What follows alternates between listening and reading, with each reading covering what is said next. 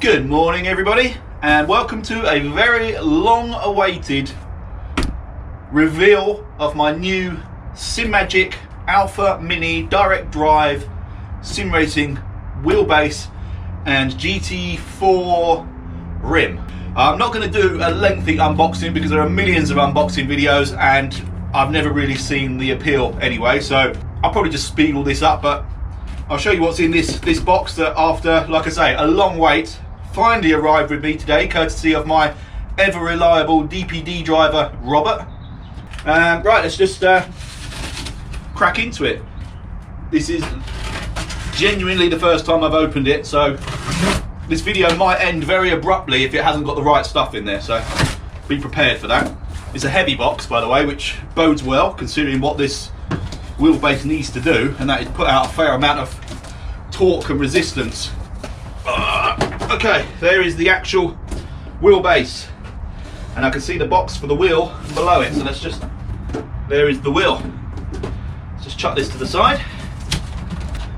Anyone not familiar, this is a 10 Newton meter direct drive servo motor wheelbase, and the main reason for choosing this, well, if I'm perfectly honest, is because I didn't want to wait the entire time that it takes to get a Fanatec CSL DD. As it happened, if I just ordered the Fanatec when the pre-orders came out, I'd have had that ages ago, but I wasn't expecting to wait so long for this. And I like the idea of using the Cube Control wheels at some point, because the quality and just the finish and the build is absolutely stunning, and they work perfectly with this wheelbase. Whereas with Fanatec, I think it's a slightly more complicated procedure to use third-party wheels on their wheelbases. I might be wrong, but that's just the way I read it. Right, so in the box, I said I wouldn't do a full unboxing. There's a couple of USBs, warranty thing, I presume, and boom, there is the wheelbase. It's actually quite small. God, it's heavy though. Wow. There it is. Just one big electric motor.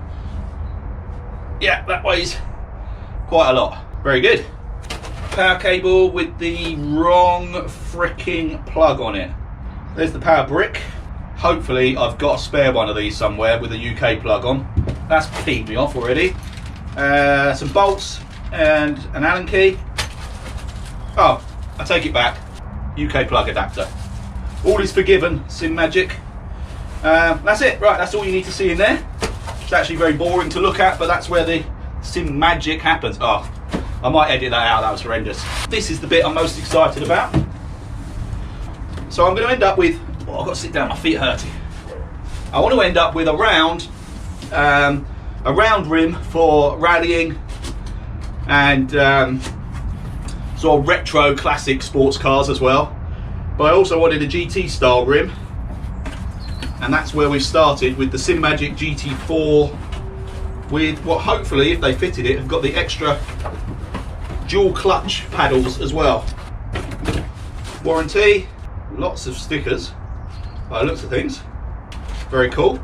That saves me writing my own little sticky labels, which I've done on my Logitech, which is actually going to be packaged up now that I've got this and sent to its new owner. Oh,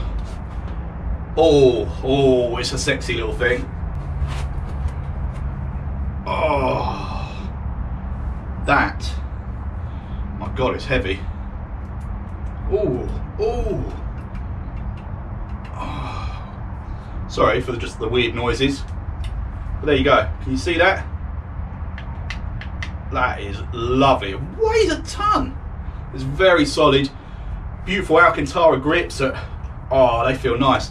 And it's got one of my favourite things based on my research, which is the Simagic quick release, which by every account I've read and watched is an absolute joy to use. They have fitted the clutches, so I've got dual clutch paddles at the back. For any events where we do a standing start, you hold one clutch in and set it to like a mild biting point.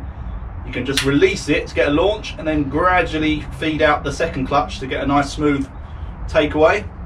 We have these lovely carbon fibre paddles. Anyway, that was the unboxing bit. I will go into full details about the wheel and everything once we start setting it up on the rig.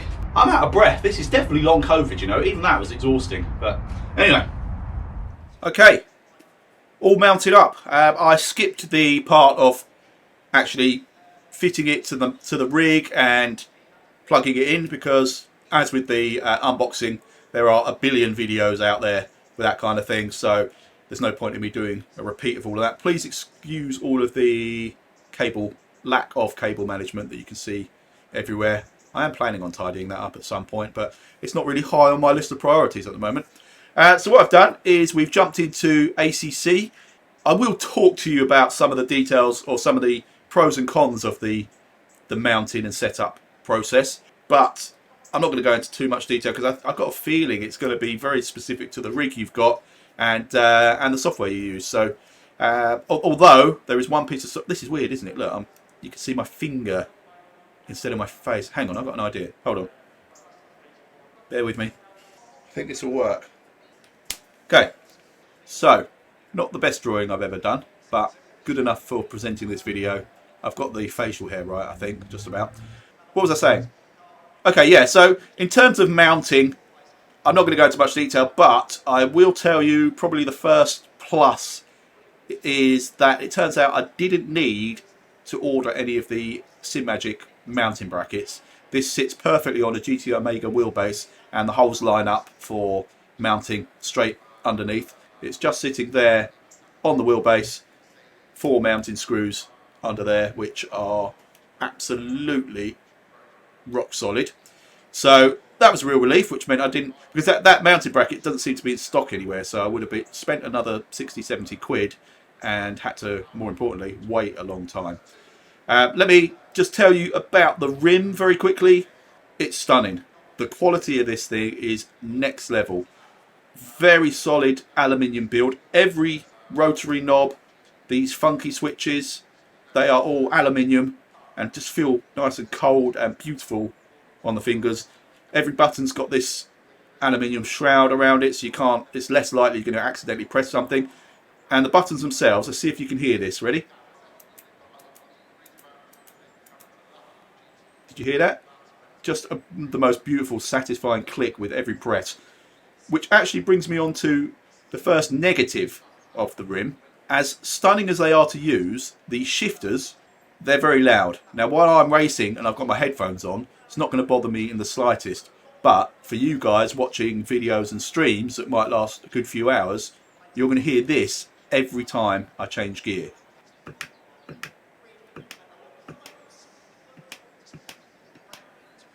See? Feels lovely. Works brilliantly, makes a loud noise. What else can I tell you about the rim? Oh, the best part, or not the best part, but something that just brings absolute joy to my heart every time I do it. And that is the quick release down here that you can't see. So I'm going to turn back into hand mode and show you how it works. So you literally put 2 thumbs, pull the quick release in towards you. And there it is.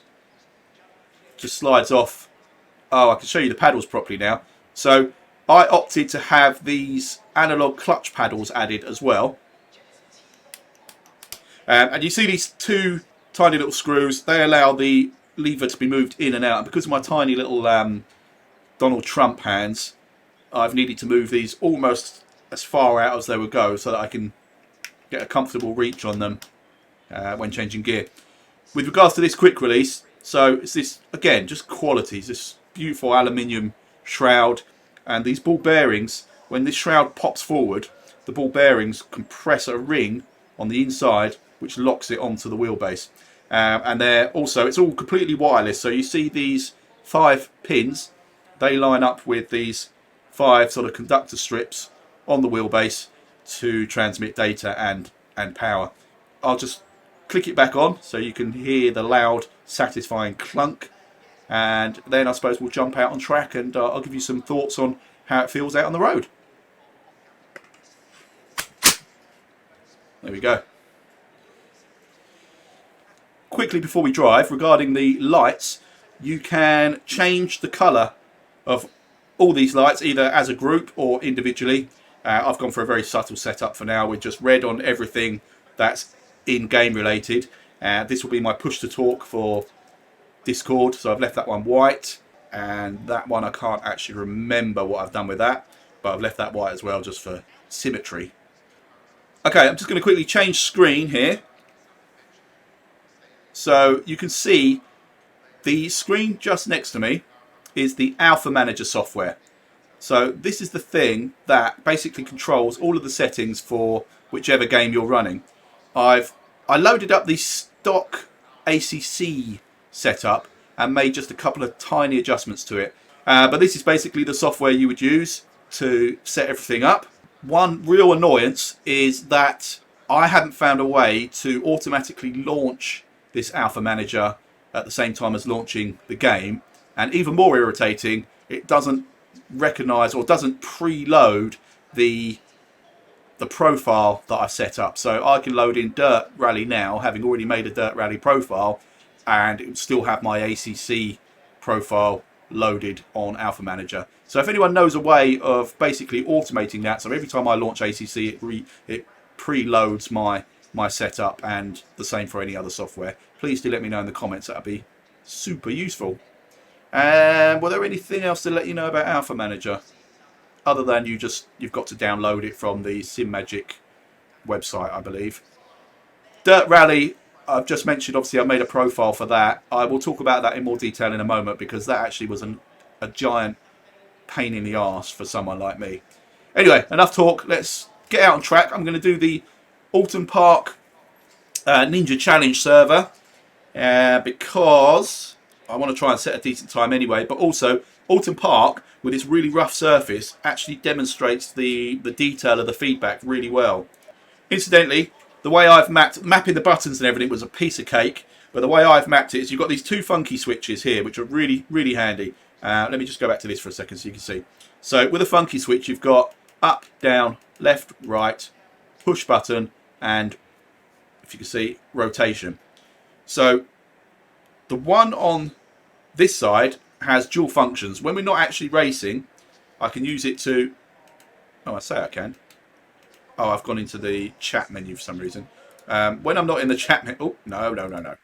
Oh, my God. What am I doing? Sorry, folks. I'm dealing with an absolute amateur here. Right.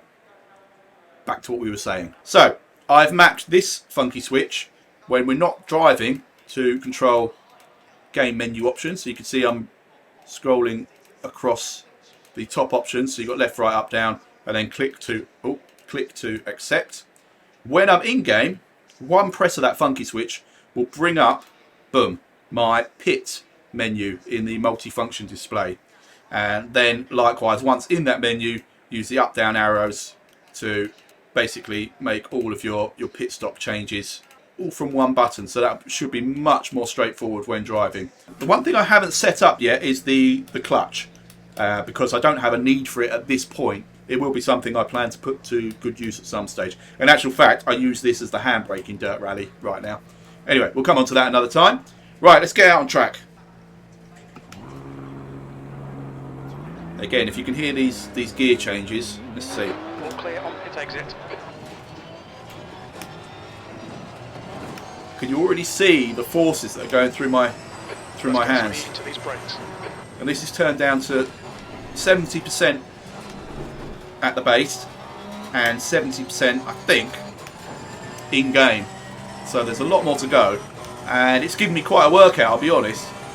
Right, what this isn't going to be is a lesson on how to drive, but what I would do is I'll try and get the tyres warm, and then we'll go for one kind of aggressive lap. If I can get anywhere around the 135s, 136s, then I'll know that's kind of on pace with where I should be, so I'll know I've put it through its paces. And then I'll tell you about what the feelings are. What I will say before I start this flying lap, I'm pretty sure this isn't going to give me any pace advantage over a single lap whatsoever. What it will do, which I would imagine will be demonstrated during this flying lap, is it should give me better pace over the duration of a race, purely and simply because I can feel small car movements like that. I can feel the back end coming out and correct it much quicker and with much more precision. Right, so let's get into a lap here. tyres are still a bit cold. But there, back came right round because of cold tyres. Managed to catch it and hold it. Pretty sure 9 times out of 10 on my Logitech G29 I'd have ended up facing the wrong way. Forgive the fact that I'm hitting the rev limiter on every gear change here. It's because I can't really hear it because I'm talking over everything. Right, back's gone again there. Managed to just control it. And I can feel every single texture. I mean, it is a particularly bumpy circuit, this one. One other thing, I think I'm going to have to start wearing gloves because I grip this so tight. I'm definitely going to be wearing through the Alcantara very quickly. Very slow into there, but again, it doesn't matter. This is just to try and push it a bit and demonstrate some of the forces that. Oh, there we go. What it can't do is help you from outbraking yourself. Alright, let's continue.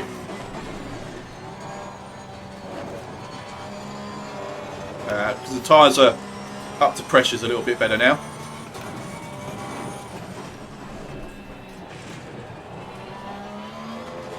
I really felt that clump over the curb.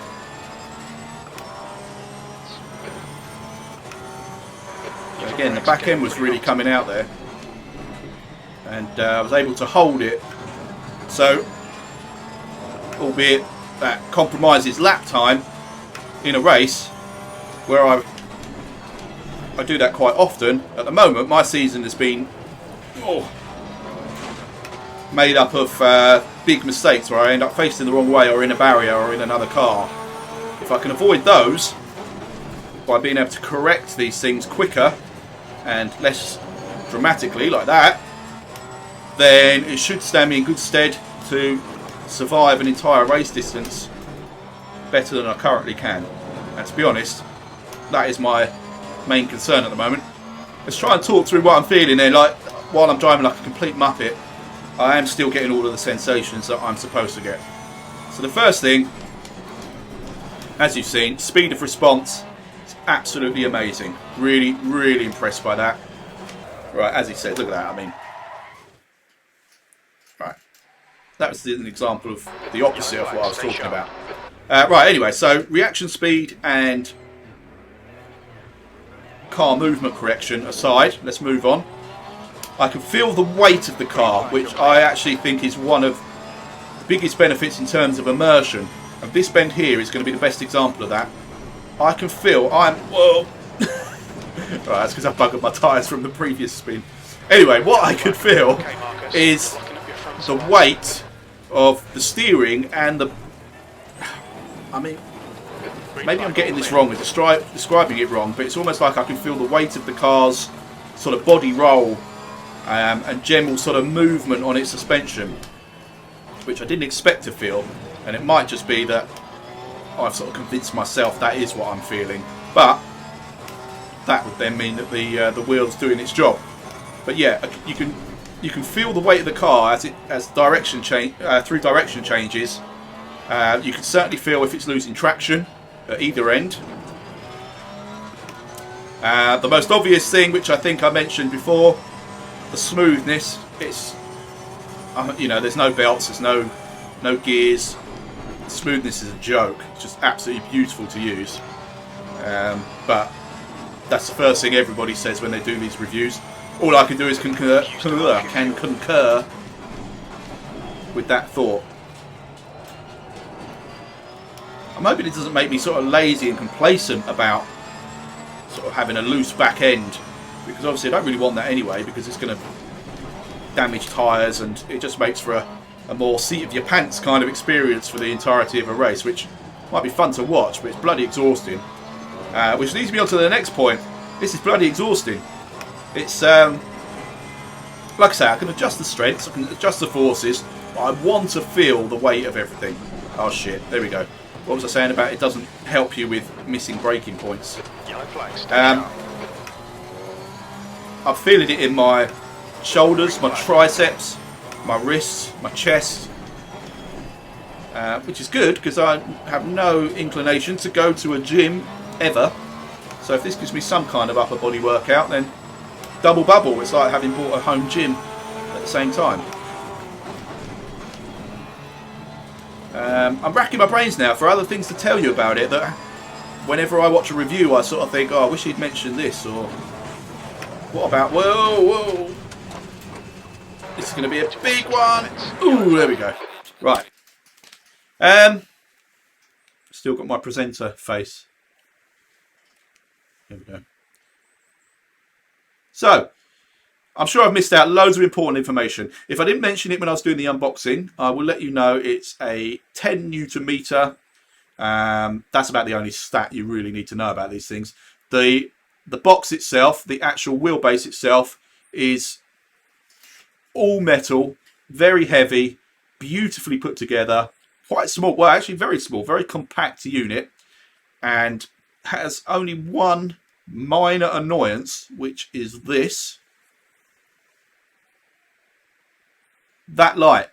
It's more glaring than I think it's going to come up on video, but it's actually really irritating. So when my wheel is at this angle, I can't see it. But every time I straighten my wheel, I've got this green light, which you now can't see, glaring in my face. It's a very minor thing, not a huge problem. But anyway, summarising, the star of the show is actually the wheel rim for me. I love the extra forces and the smoothness of the wheelbase, but for me, if an object can make me instantly want to come out and do more driving and racing, then it's worth every single penny. And just the feel of this, oh, I mean, it's just beautiful. Obviously, this is my main point of contact. I have my pedals down there as well, which I really like, but they tend to get pretty ignored.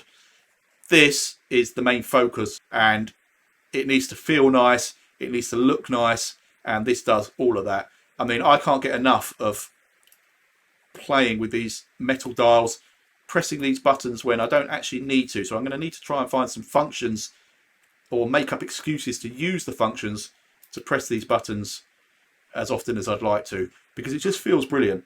And it might not seem like an important thing to a lot of you, but to me, that is absolutely priceless. In terms of actual price, I think it's just gone up by about 50 quid, but this entire package is listed at 900, or was listed at 900, and that included the optional paddles at the back of the steering wheel. I think without those, I think it was about 40 quid cheaper, something like that. They do a GT1 wheel as well, which can be either round or D-shaped, but I don't think the quality is quite up to the standard of this one. I've got a feeling it's plastic rotary dials, etc.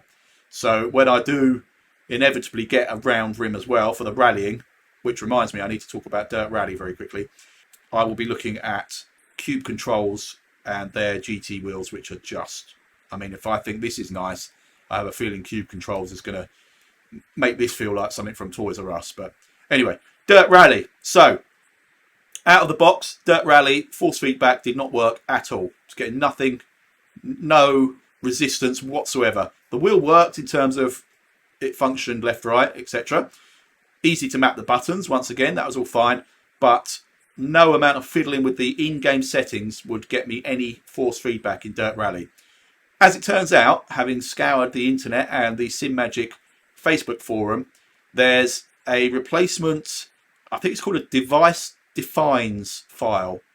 It's like, is it an INI file or an XML file? Something like that. Anyway, just downloaded that file, went into the game documents within my Steam folder on my PC, replaced that device defines document with the newly downloaded one, and boom, we had force feedback. All that said, it's still not great. I think it's inherent in the game, because I've heard issues with most wheelbases, perhaps with the exception of Fanatec, which seems to just work brilliantly with everything. I think there's an issue with Dirt Rally 2's force feedback in general. I can forgive it on the basis that there's less resistance anyway, given that the wheels are 99% of the time sliding through gravel, snow, etc. So you're not going to feel the same weight through the wheel as you would when you're gripping up hard on tarmac, etc. But it just didn't seem like a particular improvement over the G29, other than the fact, obviously, I get to use this beautiful rim, but that's not really designed for rallying either. I definitely need a round rim. Anyway, just thought I'd let you know that. Apologies that this has gone on without really telling you an awful lot, I don't think. If you do have questions, please let me know. If anyone knows how to get it so that every time I launch ACC, it launches Alpha Manager and the correct profile at the same time, and likewise with other sims, please do in the comments. That would be really helpful. But for now, that's it. I'm delighted to have it. So far, it seems worth every penny. If you're serious about sim racing, it seems like a logical step for what is, in the grand scheme of things and in comparison to most other makes, pretty good value for money. The CSL DD undercuts it slightly in terms of if you were to buy a decent wheel and a CSL DD with the power boost. I think you're probably looking at around £850 as well. So nigh on like for like. I'd be interested to make comparisons between the two, but I would imagine there's not an awful lot for someone like me to detect. 2 newton meter difference between the CSL DD and this isn't going to shake any trees from my point of view. Purely the reason for going down this path, if I'm honest, there are 2 reasons. 1, I love the quality of the rim, and 2, it was available a lot quicker to me than a CSL DD was, and that's it. Anyway, thanks everyone for watching. I hope this was of use to some or all of you, and I look forward to doing plenty of live streams and races with this wicked bit of kit very soon. Take it easy.